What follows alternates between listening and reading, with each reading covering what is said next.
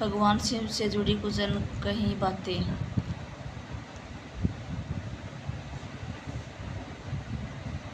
कहते हैं ईश्वर अजन्मा है, या हम ईश्वर की बात नहीं करेंगे, देवों के देव महादेव की बात करेंगे जो सबसे ज़्यादा ईश्वर तुल्य है। हिंदू धर्म मानता है कि ईश्वर ने कुछ भी नहीं बनाया, उसकी उपस्थिति से सब कुछ स्वतः ही बनता गया। ईश्वर समय और आकाश की तरह जिसके भीतर सब कुछ है, फिर भी वह सबसे बाहर है और उसके भीतर कुछ भी नहीं है। शिव से जुड़ी ब्रह्मा विष्णु और शिव का जन्म एक रहस्य है। तीनों जन्म की कथाएं वेद पुराणों में अलग अलग है। उनके अलग अलग होने का कारण यह है कि जो शिव को मानते हैं वे शिव को केंद्र में रखकर अपना दर्शन करते हैं, और जो विष्णु को मानते हैं वे विष्णु को केंद्र में रखते हैं। लेकिन सभी पुराण इस बात पर तो सहमत है कि शिव ने ब्रह्मा के पुत्र दक्ष की पुत्री सती और विष्णु ने ब्रह्मा के पुत्र भृगु की पुत्री लक्ष्मी से विवाह किया था। ऐसे में सभी की तरह अलंकारिक और श्रृंगारिक कथाओं के रहस्य को समझना जरूरी है। अगले पन्ने पर भगवान शिव के जन्म कैसे हुआ। अलग अलग पुराणों में भगवान शिव और विष्णु के जन्म के विषय में कई कथाएं प्रचलित हैं। शिव पुराण के अनुसार भगवान शिव को स्वयंभू माना गया, जबकि विष्णु पुराण के अनुसार भगवान विष्णु को स्वयंभू है। शिव पुराण के अनुसार एक बार जब भगवान शिव अपने टहकने पर अमृत मल रहे थे, तब उसने भगवान विष्णु पैदा हुए, जबकि विष्णु पुराण के अनुसार ब्रह्मा विष्णु की नाभि कमल से पैदा हुई, जबकि शिव भगवान विष्णु के माथे के तेज से उत्पन्न हुए बताए गए हैं। विष्णु पुराण के अनुसार माथे के तेज से उत्पन्न होने के कारण ही शिव हमेशा योग मुद्रा में रहते हैं। शिव के जन्म की कहानी हर कोई जानना चाहता है। श्रीमद् भागवत के अनुसार एक बार जब भगवान शिव और ब्रह्मा से अलंकार अभिभूत हो समय को श्रेष्ठ बताते हुए लड़ रहे थे, तब एक जलते खंभे जिसका कोई भी और छोर ब्रह्मा या विष्णु नहीं समझ पाए, भगवान शिव प्रकट हुए। शिव का बाल रूप। यदि किसी का बचपन है तो निश्चित ही जन्म भी होगा, अतः अंत भी। विष्णु पुराण में शिव के बाल रूप का वर्णन मिलता है। इसके अनुसार ब्रह्मा को एक बच्चे की जरूरत थी, उन्हें इसके लिए तपस्या की, तब अचानक उनकी गोद में रोते हुए बालक शिव प्रकट हुए। ब्रह्मा ने बच्चे से रोने का कारण पूछा तो उसने बड़ी मासूमियत में जवाब दिया कि उसका नाम ब्रह्मा नहीं, इसलिए वह रो रहा है। तब ब्रह्मा ने शिव का नाम रुद्र रखा, जिसका अर्थ होता है रोने वाला। शिव तभी भी चुप नहीं हुए, इसलिए ब्रह्मा ने उन्हें दूसरा नाम दिया, पर शिव को वह नाम पसंद नहीं आया और फिर भी चुप नहीं हुए। इस तरह शिव को चुप कराने के लिए ब्रह्मा ने 8 नाम दिए और शिव के 8 नाम रुद्र, सर्वभाव, उग्र, भीम, पशुपति, ईशान और महादेव से जाने गए हैं। शिव पुराण के अनुसार ये नाम पृथ्वी पर लिखे गए हैं। ऐसे प्रकट हुए शिव जी। शिव के इस प्रकार ब्रह्मा पुत्र के रूप में जन्म लेने के पीछे भी विष्णु पुराण की एक पौराणिक कथा है।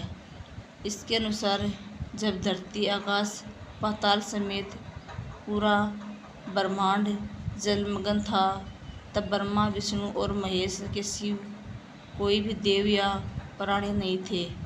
तब केवल विष्णु ही जल सतह पर अपना शेष नाग पर लेटे नजर आ रहे थे।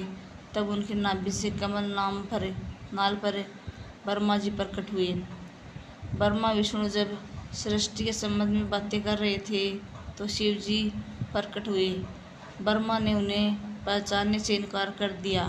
तब शिव के रूठ जाने के भय से भगवान शिव ने दिव्य दृष्टि प्रदान कर ब्रह्मा को शिव की याद दिलाई। ब्रह्मा को अपनी गलती का एहसास हुआ और शिव से क्षमा मांगते हुए उन्हें उनसे अपने पुत्र रूप में पैदा होने का आशीर्वाद मांगा। शिव ने ब्रह्मा की प्रार्थना स्वीकार करते हुए उन्हें आशीर्वाद प्रदान किया। कालांतर में विष्णु के कान में के मैल से पैदा हुए मधुकैटभ राक्षसों के वध के बाद जब ब्रह्मा ने सृष्टि की रचना शुरू की तो उन्हें एक बच्चे की जरूरत पड़ी और तब उन्हें भगवान शिव का आशीर्वाद ध्यान आया। अतः ब्रह्मा ने तपस्या की और बालक शिव बच्चे के रूप में उनकी गोद में प्रकट हुए। शिव जी का पहला अवतार कौन?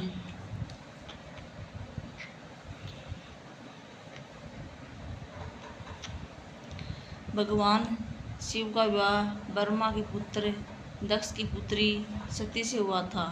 एक बार दक्ष ने एक विशाल यज्ञ का आयोजन किया, लेकिन उन्हें शिव और सती को निमंत्रण नहीं किया। भगवान शिव के मना करने के बाद भी सती इस यज्ञ में आई और उन्हें यज्ञ अपने पति शिव का अपमान होते हुए देखिए कि में कूदकर उन्हें अपनी देह का त्याग कर दिया। जब भगवान शिव को यह ज्ञात हुआ तो उन्हें क्रोध में अपने सिर से एक जटा उखाड़ी और उसे रोष पूर्वक पर्वत के ऊपर पटक दिया। उस जटा से महाभयंकर वीरभद्र प्रकट हुए। शिव के इस अवतार ने दक्ष को यज्ञ का विध्वंस कर दिया और दक्ष का सिर काट कर उसे मृत्युदंड दिया। बाद में देवताओं के अनुरोध करने पर भगवान शिव ने दक्ष के सिर पर बकरी का मुंह लगाकर उसे पुनः जीवित कर दिया। वीरभद्र के अलावा शिव के 18 और अवतार हुए, जिनके नाम इस प्रकार है: पिप्पलाद, नंदी, भैरव, अश्वत्थामा, शर्वावतार, गृहपति, दुर्वासा, हनुमान, वृषभ, यतिनाथ, कृष्ण दर्शन, अवभूत, भिक्षुवर्त, सुरेश्वर, किरात, सुनतर्क, ब्रह्मचारी और यक्ष। कहाँ घटित थी अनादि और अंत अग्निस्तंभ की घटना। इस संदर्भ में एक कथा है कि एक बार ब्रह्मा और विष्णु में श्रेष्ठता को लेकर विवाद होने लगा। दोनों ने निर्णय लिया, भगवान शिव के पास गए विवाद का हल निकालने के लिए। भगवान शिव साकार से निराकार रूप में प्रकट हुए। शिव का निराकार रूप अग्नि स्तंभ के रूप में नजर आ रहा था। ब्रह्मा और विष्णु दोनों इसके आदि और अंत का पता लगाने के लिए चल पड़े। कई युग बीत गए, लेकिन इसके आदि और अंत का पता नहीं लगा। जिस स्थान पर यह घटना हुई वह अरुणाचल के नाम से जाना जाता है। ब्रह्मा और विष्णु को अपनी भूल का एहसास हुआ। भगवान शिव साकार रूप में प्रकट हुए और कहा, आप दोनों ही बराबर हैं। इसके बाद शिव ने कहा, पृथ्वी पर अपने ब्रह्मा रूप का बोध कराने के लिए मैं लिंग रूप में प्रकट हुआ, इसलिए पृथ्वी पर इसी रूप में मेरे परम ब्रह्मा रूप की पूजा होगी। इसलिए पूजा से मनुष्य का भोग और मुक्ति प्राप्ति हो सकेगी। शिव, सदाशिव, महेश और भैरव का अंतर।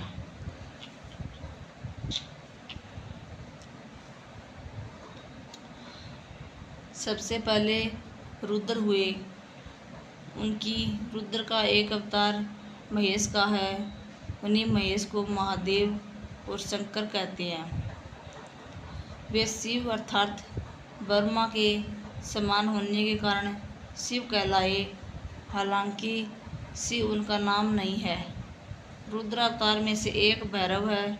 शिव से भी बढ़कर सदाशिव की महिमा का वर्णन पुराणों में मिलता है। ब्रह्मा, विष्णु और महेश का पिता कौन है, जानिए। सदाशिव को ब्रह्मा, विष्णु और महेश आदि का पिता माना गया है। सदाशिव की शक्ति को प्रधान प्रकृति कहा गया है, जो बाद में अम्बा नाम से प्रसिद्ध हुई। वह शक्ति अंबिका, पार्वती, सती नहीं कही गई। उसको प्रकृति, सर्वेश्वरी, त्रिदेव जननी, ब्रह्मा, विष्णु और महेश की माता, नित्या और मूल कारण भी कहते हैं। सदाशिव द्वारा प्रकट की गई उस शक्ति को 8 भुजाएं हैं। पराशक्ति, जगत जननी, देवी नाना प्रकार की गलतियों से उत्पन्न और अनेक प्रकार के अस्त्र शक्ति धारण करती है। पहले शिव थे रुद्र। वैदिक काल के रुद्र और उनके स्वरूप तथा जीवन दर्शन के पुराणों में विस्तार मिला। वेद जिन्हें रुद्र कहते हैं उन्हें शंकर और महेश कहते हैं। वराह काल के पूर्व के कालों में भी शिव थे। उन कालों की शिव की गाथा अलग है।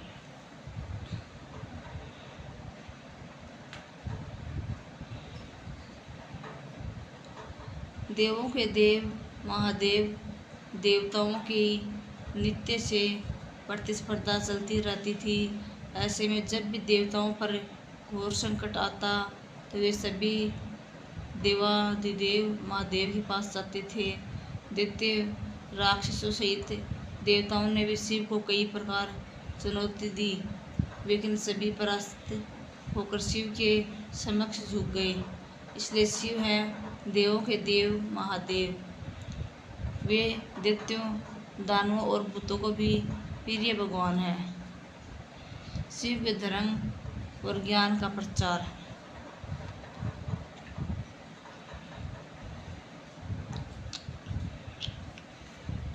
संपूर्ण धरती पर शिव का धर्म प्रचलित है। आदिदेव शिव और गुरु दत्तात्रेय को धर्म और योग का जनक माना गया है। शिव के 7 शिष्यों ने शिव के ज्ञान और धर्म को संपूर्ण धरती पर प्रचारित किया। कहते हैं कि शिव ने ज्ञान योग की पहली शिक्षा अपनी पत्नी पार्वती को दी थी। दूसरी शिक्षा जो योग की थी उन्हें केदारनाथ में कांति सरोवर के तट पर अपने पहले 7 शिष्यों को दी थी। उन्हें सप्तऋषि कहा गया, जिन्होंने योग के अलग अलग आयाम बताए और सभी आयाम योग के 7 मूल स्वरूप हो गए। आज भी योग के ये 7 विशिष्ट स्वरूप मौजूद हैं। इन सप्तऋषियों को विश्व की अलग अलग दिशाओं में भेजा गया, जिससे वे योग के अपने ज्ञान को लोगों तक पहुंचा सके। कहते हैं कि एक को मध्य एशिया, एक को मध्य पूर्व एशिया व उत्तरी अफ्रीका, एक को दक्षिणी अमेरिका, एक को हिमालय के निचले क्षेत्र में, एक ऋषि को पूर्वी एशिया, एक को दक्षिण में भारतीय उपमहाद्वीप में भेजा गया और एक आदि योगी के साथ वही रह गया। अगर उन इलाकों की संस्कृतियों पर गौर किया जाए तो आज भी इन ऋषियों के योगदान के चिन्ह वहाँ दिखाई दे जाएंगे। शिव ने बसाई थी ये धरती।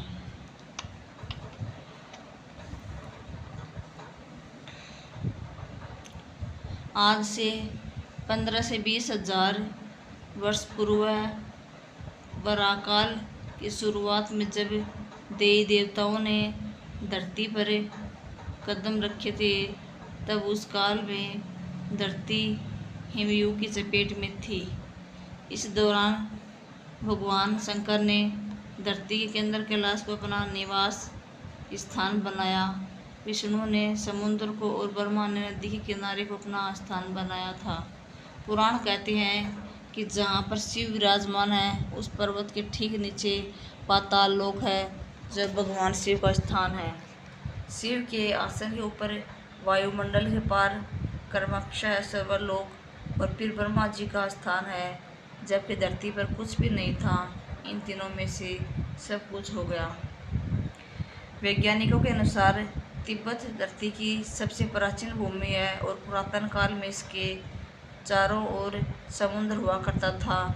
फिर जब समुद्र हटा तो धन्य धरती का प्रकटन हुआ और इस तरह धीरे धीरे जीवन भी फैलता गया।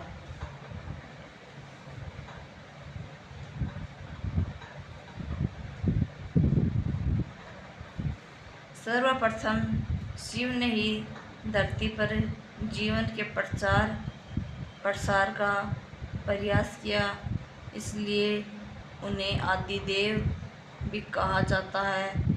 आदि का अर्थ आरंभ। शिव को आदिनाथ भी कहा जाता है। आदिनाथ होने के कारण एक नाम आदिश भी है। इस आदि शब्द से ही आदेश शब्द बना। नाथ साधु जब एक दूसरे से मिलते हैं तो कहते हैं आदेश। शिव के अलावा ब्रह्मा विष्णु ने संपूर्ण धरती पर जीवन की उत्पत्ति और पालन का कार्य किया। सभी ने मिलकर धरती को रहने लायक बनाया और यहाँ देवता, देवी, दानव, गंधर्व, यक्ष और मनुष्य की आबादी को बढ़ाया गया। Thank you.